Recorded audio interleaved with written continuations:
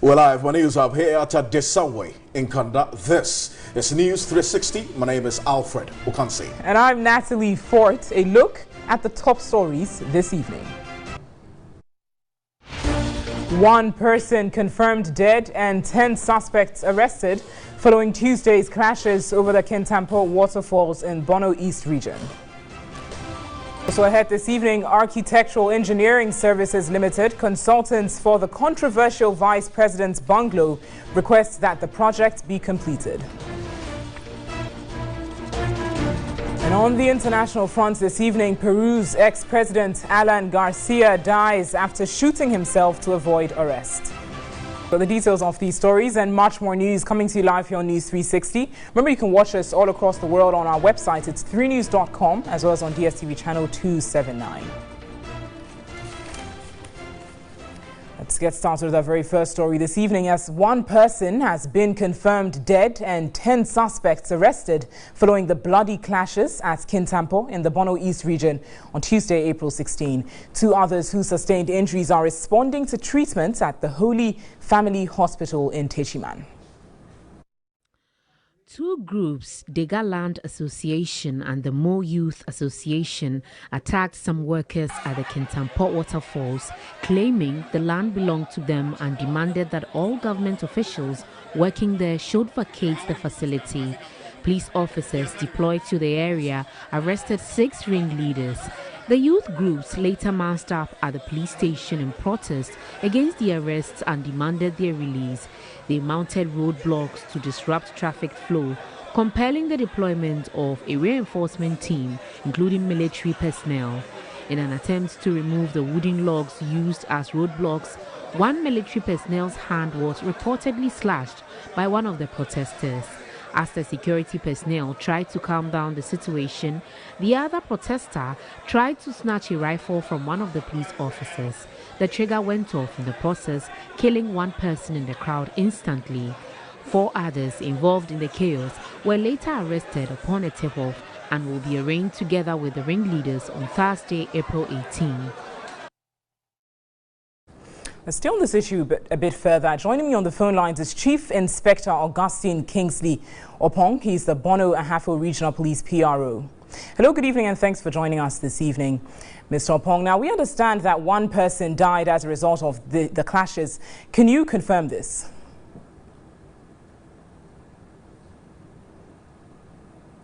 Good evening, Mr. Opong. Can you hear me, please? I can hear you. Great. So I'm asking, one person has died. That's information reaching us. Can you confirm this? I'm saying that is true. You can confirm that one person has been killed? One person is dead. One person is dead. Okay, so I'm asking, at this point, what is the situation looking like in Kintampo? Now, because police and military have taken over, everything is calm. People are moving to and fro for their daily jobs, and especially at the Kintampo waterfalls, the workers are working. The workers are working at the waterfalls now? Exactly. Okay, and have there been any arrests made, though, following the incident? Yes. So far, we have arrested 10 youths who went to the place to disturb the peace of the people there. Oh, okay, and what charges have been preferred against these persons who've been arrested? Now, I can tell you that by tomorrow, we can send them, we have prepared everything and we are sending them to court to tell the court why they did that to the situation at the waterfalls. Kintampo. So tomorrow they would be arraigned before court? Exactly, my sister. Thanks for your time this evening and that update there. That's Chief Inspector Augustine Kingsley Opong. He's a Bono Ahafo Regional Police PRO. Now, the BNI has recovered 6.5 million cedis from the ghost names on the payroll of the National Service Scheme. Executive Director of the scheme, Mustafa Yusuf, appearing before the Public Accounts Committee, says the money has been deposited in BNI accounts instead of government's chest. 8 former directors of the scheme had to appear before the court over the matter. Subsequently, the Bureau of National Investigation has been investigating circumstances leading to the monies belonging to the scheme being paid to names that never existed. The Auditor General, in its 2016 report, said that a review of a sampled bank statement made available to them from the districts and the regions indicated that without authority from management of the NSS, monies were transferred into BNI accounts. At that time, we had a special case, and that special case was the ghost name scam that hit the scheme at the time. And the investigative body that was signed by government to investigate that particular issue was the BNI. BNI, in their operations, then decided to create a special account, and that special account was to collect money that was allegedly taken from service personnel allowance account by the district officers and also regional officers and national officers who were implicated. Executive Director of the National Service Scheme, Mustafa Yusuf, justified the transfers. We've written, and the BNI responded that because the case is still pending in court, they are using the money as an exhibit until the judgment is made on the case. BNI is unable to release the money back. The Auditor General was emphatic on how the money must be recovered. On the scheme's farms, the Auditor General revealed that with the exception of a power farm in the Greater Accra region, all the regional farms have collapsed with machines and other equipment left under the mercy of the weather. The New Patriotic Party has set May 18 to conduct an extraordinary delegates conference in the 6 new regions and special regional executive committee meetings. The General Secretary of the party, John Bwedu, announcing the modalities for the conference, entreated would-be candidates to respect the rules of engagement and exhibit a high sense of discipline.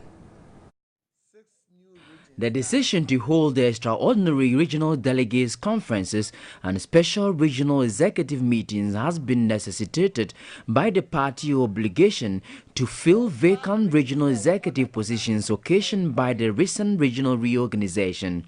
The extraordinary conferences will be held in the newly created regions comprising Oti, Western North, Bono East, Ahafo, Savannah and Northeast regions. The term of office of the officers shall be conterminous with all regional executives. We are doing the election in 2019.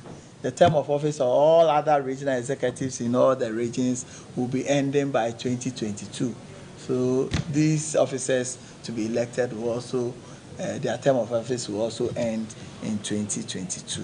The special regional executive committee meetings will be held under the supervision of a national representative and shall come off from May 3 to 5 in Bono East, Northern, Western and Volta regions. Regional executive committee meeting shall be held in strict compliance with Article 924.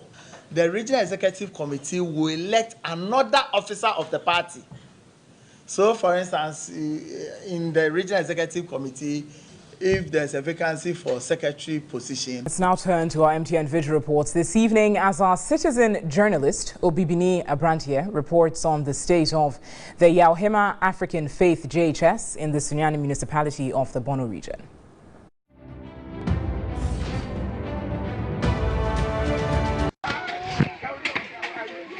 So, this is Yauhema African Faith JHS. It is in the Sunyani municipality. Where is the structure for the JHS class? The people always level their class before they can sit. And when it is raining, it is holiday for the people. This is the situation that we find ourselves in. This is the structure of the JHS class. And this is where the teachers sit. This is their staff room.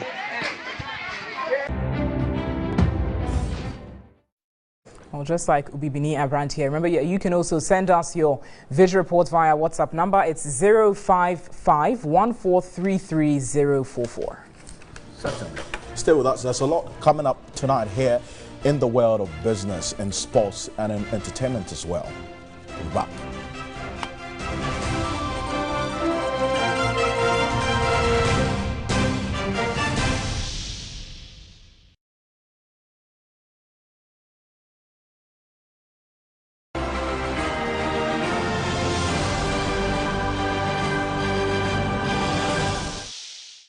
Welcome back to News 360. Let's turn to some international news this evening as former Peruvian President Alan Garcia has died after shooting himself as police arrived at his home to arrest him over bribery allegations. He was accused of taking bribes from Brazilian construction company Odebrecht, claims which he denied. Garcia was rushed to the hospital in the capital, Lima. Officers had been sent to arrest him in connection with the allegations. Lots more international news on our website. It's 3news.com. Stay with us. Coming up is entertainment news with Miriam.